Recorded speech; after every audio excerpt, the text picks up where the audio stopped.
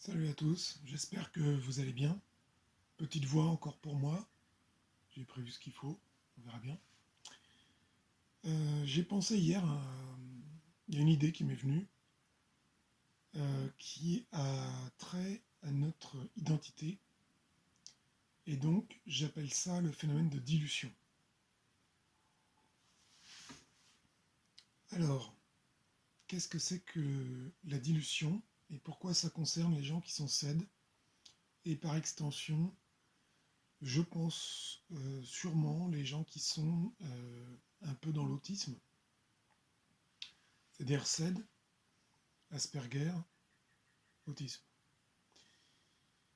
Euh, Imaginons que vous êtes invité à une soirée. C'est pas très commun pour nous d'ailleurs, mais ça peut arriver. Dans cette soirée,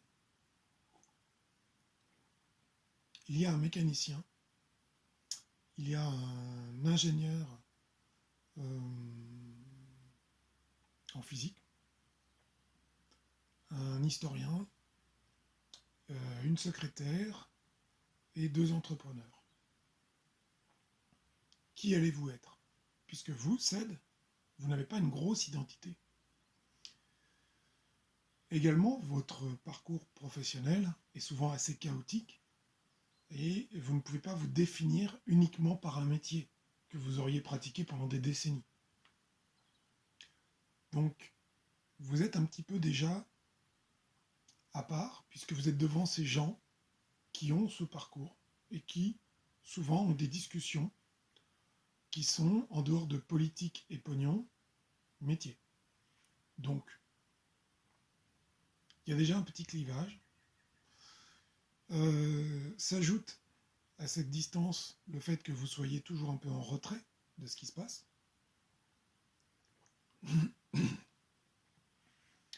Et aussi que vous allez essayer de communiquer, d'avoir des liens avec ces gens, mais que pour vous c'est complexe, c'est délicat, puisque vous êtes relativement exclusif. À savoir que vous n'allez pas être en train de faire la fête au milieu de tout le monde et de vous mélanger, d'aller voir les uns les autres. Vous n'êtes pas exubérant, vous n'êtes pas porté comme ça vers les autres. Vous allez généralement avoir tendance à essayer d'entretenir une discussion avec une personne. Peut-être une deuxième, peut-être une troisième, mais généralement pas beaucoup. Et dans cette discussion, vous allez essayer d'avoir un échange sur des choses qui sont dans le fond, mais non pas dans la forme ou la superficialité, puisque vous n'aimez pas tout ce qui est bâclé, tout ce qui est superficiel, survolé. Donc ça revient à dire que vous allez chercher à avoir des relations un peu exclusives avec des personnes choisies. Le problème, c'est qui êtes-vous dans cette soirée? Au niveau du parcours professionnel, on sait que ça n'est pas très défini, mais au niveau de l'identité, également, vous-même, seul, chez vous, qui êtes-vous? C'est pas toujours facile de le définir, puisque vous vous sentez très souvent étranger à ce monde. Vous pouvez aussi être étranger aux autres et étranger à vous-même. Vous êtes dans une position d'observateur qui se situe dans l'ici et maintenant et qui contemple. J'ai l'impression qu'on est souvent dans la contemplation. Donc ce qui nous projette hors de nous, en permanence. Cet état d'esprit, ce fonctionnement, s'apparente peut-être, on pourrait dire, les chats et les chiens. C'est-à-dire que vous êtes un chat, vous êtes assis, vous observez. Les gens peuvent penser que vous êtes en repli sur vous-même et en introspection. Je pense que c'est se méprendre de l'extérieur, puisque vous pouvez être introspectif, beaucoup, mais vous ne l'êtes pas en permanence, puisque vous êtes dans l'interprétation de ce qui est devant vous. Donc, j'improvise, hein, sans coupure, c'est compliqué. Donc vous êtes un peu comme le chat, alors que les gens qui sont autour de vous, en général, s'apparentent plutôt aux chiens, dans le sens où ils sont très actifs, très interactifs entre eux, dépensent beaucoup d'énergie pour des choses qui vous paraissent futiles, sont dans la démonstration de leurs humeurs, comme ces animaux. Vous pouvez, en les observant en une seconde, savoir où ils en sont, souvent mieux qu'eux-mêmes, puisque le chien est très démonstratif, mais il ne fait pas attention à lui-même. Donc nous sommes des chats dans un monde de chiens. Alors, la dilution, c'est que dans ce groupe de personnes, eh bien, votre identité qui est très faible va se caler sur votre interlocuteur. Ainsi, quand vous serez en discussion avec le mécanicien, eh bien, puisque vous êtes intelligent et souvent cultivé, souvent ouvert à différentes choses culturelles, vous allez être aussi un mécanicien, en quelque sorte.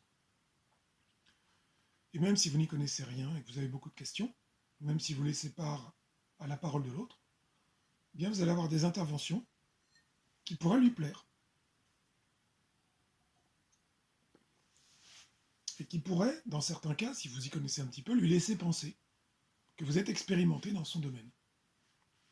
C'est là où vous êtes un mécanicien, donc vous êtes dilué dans la personne qui est en face de vous. Si vous avez des références en histoire et que vous parlez avec l'historien, vous aurez le ton de l'historien. C'est-à-dire que votre dialogue utilisera des termes un peu plus châtiés qu'avec le mécano. Votre culture jaillira au bon moment, puisque vous savez puiser dans votre mémoire pour utiliser ce que vous savez en temps voulu. Et donc l'historien va être très flatté, très content, et va vous dire qu'il a pris beaucoup de plaisir à discuter avec vous. Donc vous aurez été dilué dans l'historien. Et ainsi de suite avec toutes les personnes. Ce qui fait qu'au final, vous aurez été dilué dans cette soirée. Et là, je repense à la Bible, et Jésus qui était dans la foule, et qui périodiquement se barrait dans le désert pendant des jours et des jours, je crois que c'est 40 jours, pour se vider, se régénérer comme on voudra, dans les deux sens. C'est pour ça que des moments comme ça, comme ces soirées, vous fatiguent énormément. C'est pour ça que même lors de ces soirées, de ces événements, qui peuvent être familiaux, qui peuvent être amicaux, professionnels, eh bien vous pouvez avoir des moments où vous décrochez d'un coup et vous avez besoin de vous mettre en retrait pour vous libérer de tout ça. Pourquoi ? Parce qu'à force de vous diluer, vous vous videz. Vous êtes absorbé par les personnes en face qui échangent avec plus de... différemment. Plus de vitesse, plus de puissance, moins d'égard, moins de respect peut-être. Et si vous vous demandez pourquoi je porte des lunettes de soleil, eh bien, ça contribue à mettre un frein à tout ce qui est intrusif. Vous voyez ? Je sais que ça vous parle. On n'aime pas regarder les gens dans les yeux, et on n'aime pas être observé dans les yeux, surtout quand les gens nous parlent. Pourquoi ? Parce que le dialogue lui-même, juste le son, et l'effort cérébral que ça demande, l'effort aussi dans les émotions et dans la relation à autrui, le respect, etc., c'est déjà un gros effort. Donc on a comme réflexe de freiner ça.